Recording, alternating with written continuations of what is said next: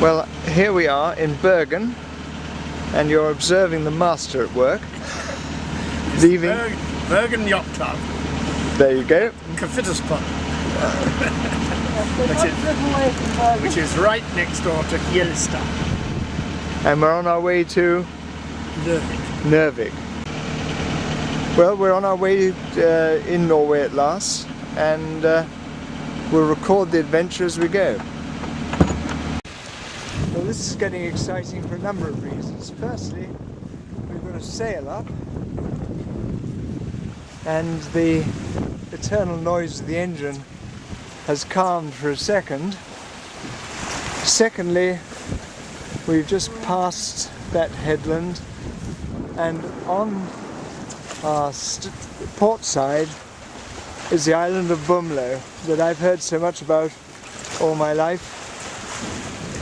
And now we're actually sailing up to the northern end of it in order to try and see where great-grandfather's house is. The crew are valiantly waiting for their gin and tonic. I'm watching the Arkonstjärna There's a wonderful rainbow all the way across from there. behind the skipper. He's obviously been a very good man all his life.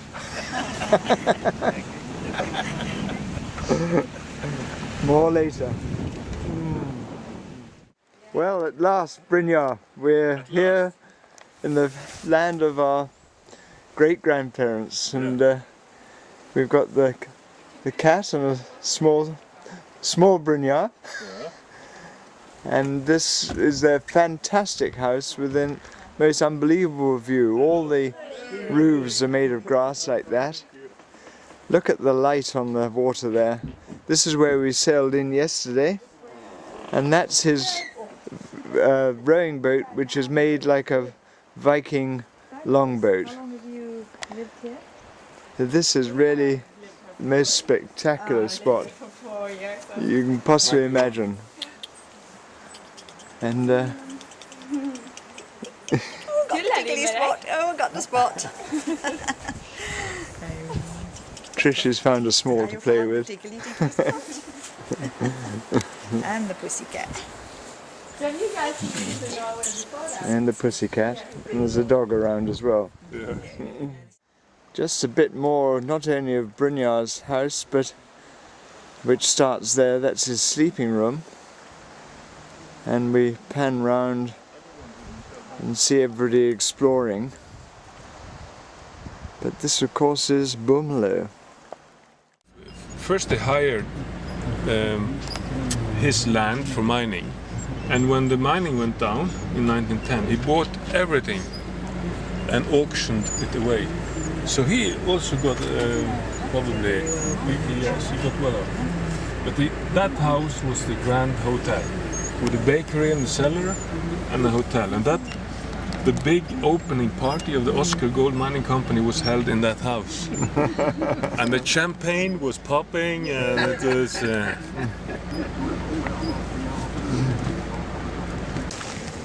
I've just had it explained to me that Blitter is the way they pronounce Bluet, and Stemmer is dam. So this is the dam where my grandmother was rescued as a child by her brother, and had she not been rescued, well, we wouldn't be taking this film. This is Fanny and John Doe Jr.'s garden. So the house was situated here, and here you still see some of the garden trees. The region is gold rain, if I translate it, with long golden like peas on it and when it's in blossoming. Now there we have plums. We can taste them later now.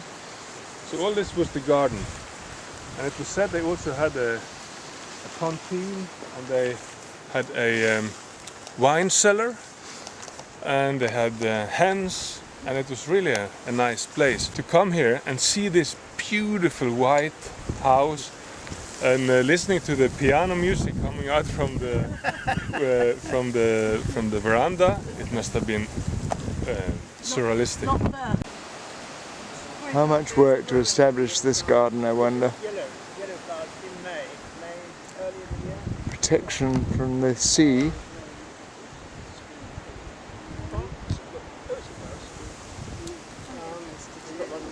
And the dam was certainly close by. And this house, the only one house left is the foreman's house on the Oscar Goldman account. The view of the sea as well. So that was the main mine over there. Yeah. And that's the garden over there. We're standing where Nellie in the photograph was moored.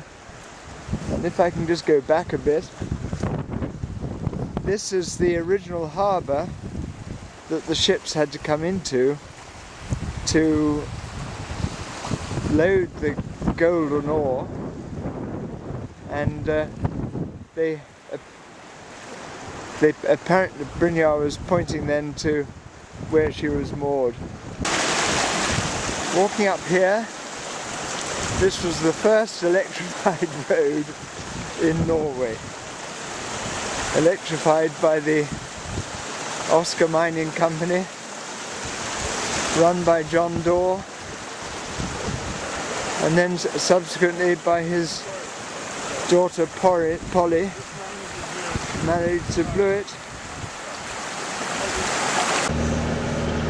Well, we're just about to leave Bomela, and that's where we were moored. Pathway around there to Brynjar's house, and we're going to go through that very narrow passage there, which we think was part of the cuttings made for the canal, which go back along there where you can see the bridge going over. Well, the skipper's got to navigate through this very narrow channel now.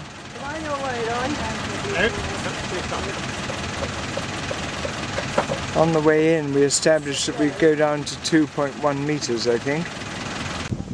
There's quite a wind blowing, and the windage on the yacht is quite considerable. You can't really see that, but about 3 meters, Peter.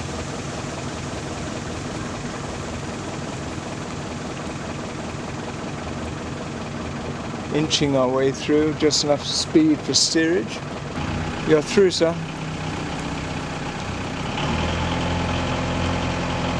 Well done. Super. We're looking backwards now towards Brynjar's house on the shore, and had a most enjoyable time on Bomela. Trisha's waving. Bye bye Bomela. Well, we've just refueled in Haugesund. Lots of real sailing boats there. Not that we're not in a real sailing boat. So, this is the centre of Haugesund. Well, it's now Monday, and I've not been taking enough film, really. Partly because Tricia and I have had the mother and father of all seasicknesses, which meant Nick and Peter have had to bring the boat here to this fabulous little island fjord with his friends who built this boat alongside us and the house. And we're just about to set off the last 25 miles to Kristiansand, having become something approaching human beings again. It's been very rough, it's been very wet, and it's raining now. We're coming through this superb channel, little ducks and the ducklings there. New Hellesund. New Hellesund. Absolutely smashing spot. Well, here we are in Kristiansand, rather. It's still raining. We're about to leave the boat to make our way to Oslo to catch our plane and come back to Norway another day.